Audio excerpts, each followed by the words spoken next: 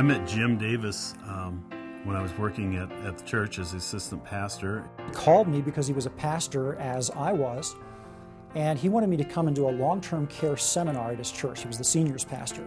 I got with Kent. I showed him the financial needs analysis. I wanted him to see the whole picture of what I did and not think of me as a long-term care insurance person. I didn't know exactly what I needed, except I knew that if something would happen to me, we didn't have enough life insurance. I had worked as a firefighter for over 20 years, and the city carried insurance on us, and when I retired, I lost my life insurance, and I had virtually none. And so I knew I needed something to protect my family. Here's a man who was 48 years old, who had debt, had a mortgage, and although his kids were grown and out of the house, his wife was still going to be dependent on him and his income. The policy got issued in May 2003. In June, I got a phone call from Kent. Now, here's a man who had not spent a day of his life in the hospital, including being born. He called me from St. Joe's Hospital in Denver, and he was bleeding into his lungs. I have an illness called Wagner's granulomatosis. I'd never really been sick until June 28th of 2003, and I went into the hospital. And I went down to see him, and as we're visiting, he said, "This is terminal. It's a rare disease. My white blood cells are attacking and eating my red blood cells. Am I covered? Is my policy good?" And I said, "Yeah, you're fine as long as you didn't know and the doctors didn't know when you applied that you had this disease." Kent's illness has been a true life-changing experience. I got used to the idea that he might not come home when he was a firefighter. Then when he retired, I finally relaxed and said, okay, we're on easy street now. Then this hits out of the clear blue sky. Kent was in and out of the hospital several times after that and was disabled 6 months later. I knew that a second job would be in order. And I started looking, and the more I started looking, the more anxious I was getting, because I knew that if I was working 2 jobs, that who would be here to take care of Kent? And I was telling Kent, you ought to consider filing for the accelerated death benefit, because we could advance you some money and take some financial stress out of your life.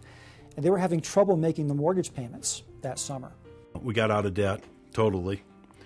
And we bought a few things that we knew we were going to need, as I'm not able to leave the house as much as I used to, and so we did some things we wanted to do. We went on a trip where Tammy and I spent some real quality time together. And this was the first true just Kent and I vacation that we've taken in 30 years, since our honeymoon. And it allowed Kent and I to have some of the conversations that we had avoided in a very safe place, in a very relaxing place. It was truly probably one of the best gifts. It not only gives you peace of mind, but a real peace inwardly. I didn't have to worry about anything anymore because of what Primerica did for me and my family.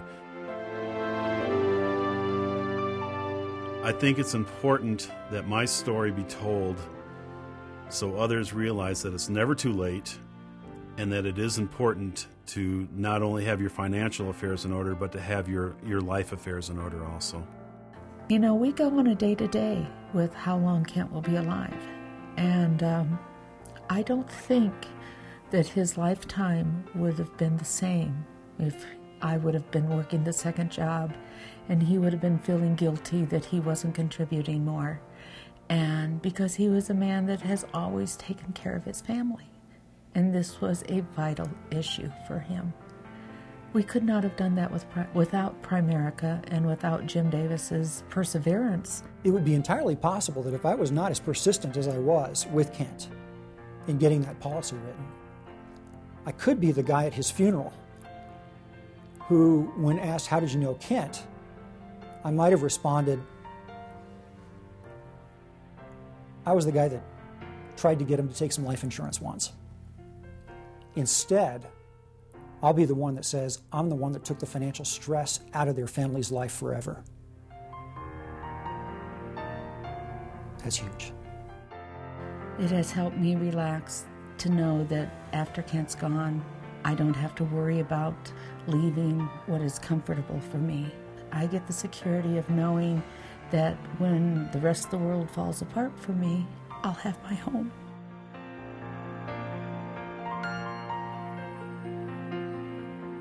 Freedom is such a magnificent word. It encompasses so much. But the fact that I can get up in the morning, go do a job that I enjoy doing without worrying about Kent. Freedom means to me that I can sit out on my porch swing and watch the flowers grow, play with my grandchildren, and I don't worry about it. I don't worry about what's going to happen tomorrow. Freedom to me is to be able to do what I want to do and when I want to do it, and to not have to worry about it. Freedom is just knowing everything's okay. I now have total freedom of thoroughly enjoying each day without conditions on it. I have to look at each day as a real gift to me. I've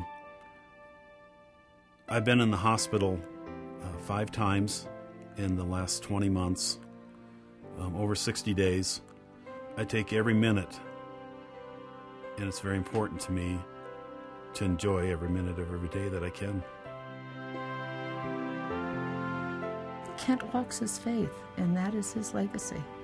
His grandchildren will grow up knowing that their grandfather was a great man, a man who cared about people, about his family, and about society, and wanting to make this a better place for everybody.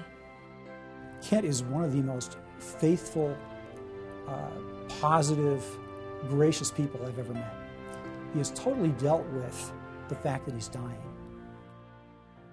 I want to be remembered as somebody who was not afraid to die, and up until the last breath that I take, was able to help somebody else.